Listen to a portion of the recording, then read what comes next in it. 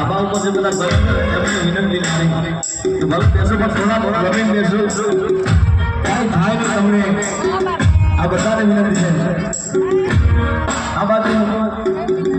કારણ કે હવે કોઈ જગ્યા બાકી રહી છે નહીં પણ તમને કાંઈ થાય નહીં આ મારો જીવ મળે એટલા માટે કહું બધાને પ્લીઝ પોતાનું ધ્યાન રાખજો